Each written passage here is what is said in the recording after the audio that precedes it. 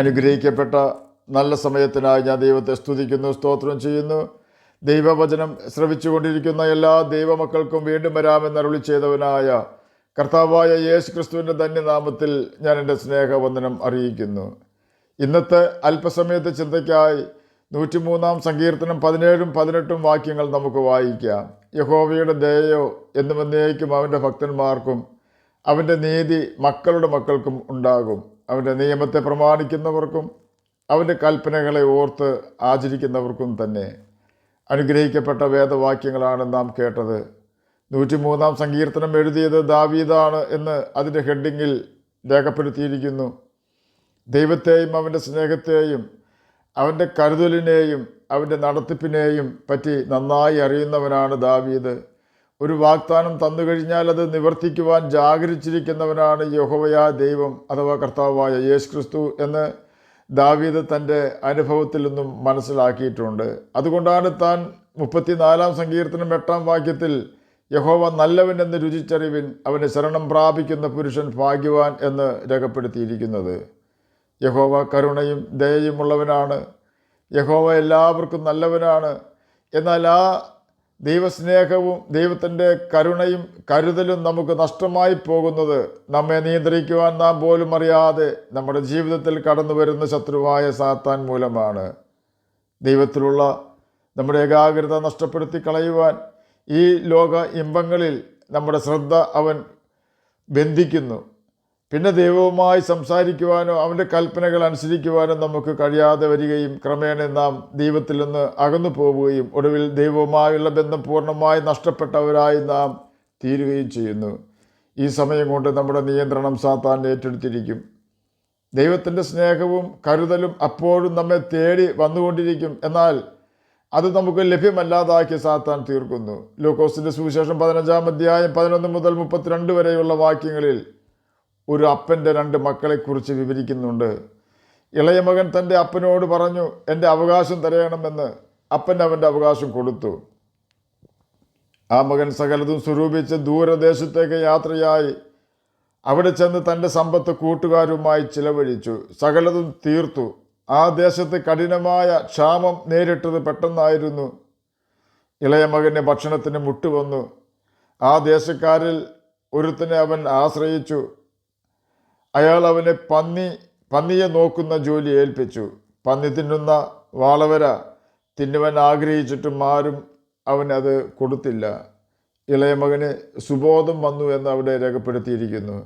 സുബോധം വന്നപ്പോൾ അവൻ തൻ്റെ അപ്പനെ ഓർത്തു, എൻ്റെ അപ്പൻ്റെ എത്ര കൂലിക്കാർ തിന്ന് ശേഷിപ്പിക്കുന്നു, ഞാനോ ഇവിടെ കിടന്ന് വിശപ്പ് കൊണ്ട് നശിച്ചു പോകുന്നു. ഞാൻ എഴുന്നേറ്റ് അപ്പൻ്റെ അടുക്കൽ ചെന്ന് അവനോട്, അപ്പാ, ഞാൻ സ്വർഗത്തോട് നിന്നോട് പാപം ചെയ്തിരിക്കുന്നു. ഇനി നിൻ്റെ മകൻ എന്ന പേരിന് ഞാൻ യോഗ്യനല്ല. നിൻ്റെ കൂലിക്കാരിൽ ഒരുത്തനെ പോലെ എന്നെ ആക്കേണമേ എന്ന് പറയും എന്ന് പറഞ്ഞു. അങ്ങനെ അവൻ എഴുന്നേറ്റ് അപ്പൻ്റെ അടുക്കൽ പോയി. ദൂരത്തു നിന്ന് തന്നെ അപ്പൻ അവനെ കണ്ടു. മനസ്സലിഞ്ഞ് ഓടിച്ചെന്ന് അവൻ്റെ കഴുത്ത് കെട്ടിപ്പിടിച്ചു അവനെ ചുംബിച്ചു. മകൻ അവനോട്, അപ്പാ, ഞാൻ സ്വർഗത്തോട് നിന്നോട് പാപം ചെയ്തിരിക്കുന്നു. ഇനി നിൻ്റെ മകൻ എന്ന് വിളിക്കപ്പെടുവാൻ യോഗ്യനല്ല എന്ന് പറഞ്ഞു. അപ്പൻ ദാസന്മാരോട്, വേഗം മേത്തരമായ അങ്കി കൊണ്ടുവന്ന് ഇവനെ ധരിപ്പിപ്പിൻ. ഇവന് കൈക്ക് മോതിരവും കാലിന് ചെരുപ്പും ഇടുവിപ്പിൻ. തടിച്ച കാളക്കുട്ടിയെ കൊണ്ടുവന്ന് അറുപ്പിൻ. നാം തിന്ന് ആനന്ദിക്കുക. ഈ എൻ്റെ മകൻ മരിച്ചവനായിരുന്നു, വീണ്ടും ജീവിച്ചു. കാണാതെ പോയിരുന്നു, കണ്ടു കിട്ടിയിരിക്കുന്നു എന്ന് പറഞ്ഞു. അങ്ങനെ അവർ ആനന്ദിച്ചു തുടങ്ങി. ലൂക്കോസ് എഴുതിയ സുവിശേഷം 15 അധ്യായം 11 മുതൽ 25 വരെയുള്ള വാക്യങ്ങളാണ് നാം കേട്ടത്. അപ്പൻ്റെ സ്നേഹം തൻ്റെ മകനിൽ നിന്നും നീങ്ങിയിരുന്നില്ല. മകൻ തൻ്റെ അപ്പനെ സ്നേഹിച്ചത് അവൻ്റെ വസ്തുവകയും നന്മകളും അവകാശം ലഭിക്കുവാൻ വേണ്ടിയായിരുന്നു.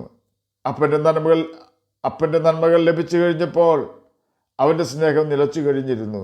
എന്നാൽ അവൻ്റെ അപ്പൻ്റെ സ്നേഹം നിന്നു പോകാത്തതും മകൻ്റെ യാതൊരു ശ്രേഷ്ഠതയിലും കണ്ണുവെച്ച് ഉള്ളതും ആയിരുന്നില്ല. അതുകൊണ്ട് ആ സ്നേഹം പരാജയപ്പെടാത്തതും നിന്നു പോകാത്തതും ആയിരുന്നു.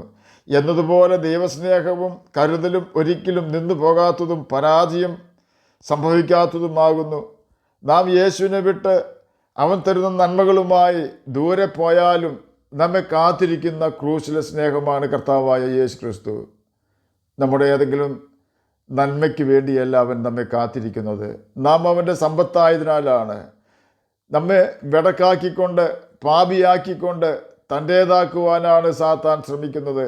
അതിനായി അവൻ പ്രയോഗിക്കുന്ന തന്ത്രം ഈ ലോകത്തിൻ്റെ നന്മകളും കണ്ണിനിമ്പമായി തോന്നുന്ന മ്ലേച്ഛതകളും കാതിനിമ്പമായി തോന്നുന്ന കിഴവിക്കഥകളും കൊണ്ട് നമ്മെ വശീകരിക്കുക എന്നതാണ്. സർപ്പം ഹവ്വായെ ചതിച്ചതുപോലെ നമ്മെയും ചതിക്കുവാൻ അവൻ ശ്രമിക്കുന്നു. ഓർക്കുക, നാം വീണു പോയാൽ നാം മാത്രമല്ല നമ്മുടെ തലമുറയെയും അത് ബാധിക്കും എന്ന് 103 സങ്കീർത്തനം 17-18 വാക്യങ്ങൾ നമുക്ക് മുന്നറിയിപ്പ് തരുന്നുണ്ട്. കാരണം യഹോവയുടെ ദയ അവൻ്റെ ഭക്തന്മാർക്കും അവൻ്റെ നീതി മക്കളുടെ മക്കൾക്കും ഉണ്ടാകുമെന്ന് പറഞ്ഞതിന് ശേഷം ഭക്തന്മാർ എന്നതിന് 18 വാക്യത്തിൽ വ്യക്തത വരുത്തിയിരിക്കുന്നത് നാം ശ്രദ്ധിക്കണം.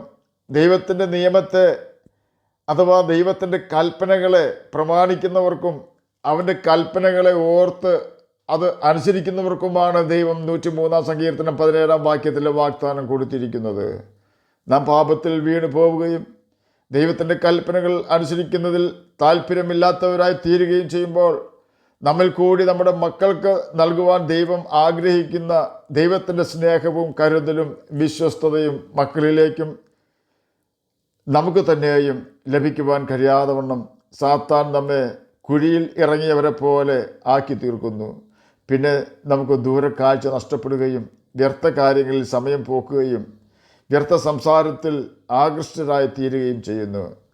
അനന്തരഫലമോ നാമും നമ്മുടെ കുഞ്ഞുങ്ങളും ദൈവവഴി വിട്ട് നാശത്തിൻ്റെ പാതയിൽ ചെന്ന് ചേരുകയും നമ്മുടെയും തലമുറകളുടെയും ഭാവി ഇരുൾ അടഞ്ഞതും നിത്യതയെക്കുറിച്ചുള്ള കാഴ്ചപ്പാടില്ലാത്തതുമായി തീരുന്നു.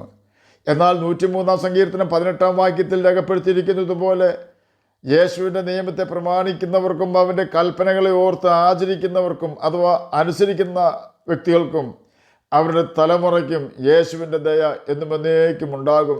ആ ദൈവസ്നേഹത്തിൽ നിന്നും അവരെ പിന്തിരിപ്പിക്കുവാനോ സാത്താൻ്റെ ബന്ധനത്തിൽ അവരെ പൂട്ടുവാനോ ദുഷ്ടന് ഒരു നാളും കഴിയുകയില്ല.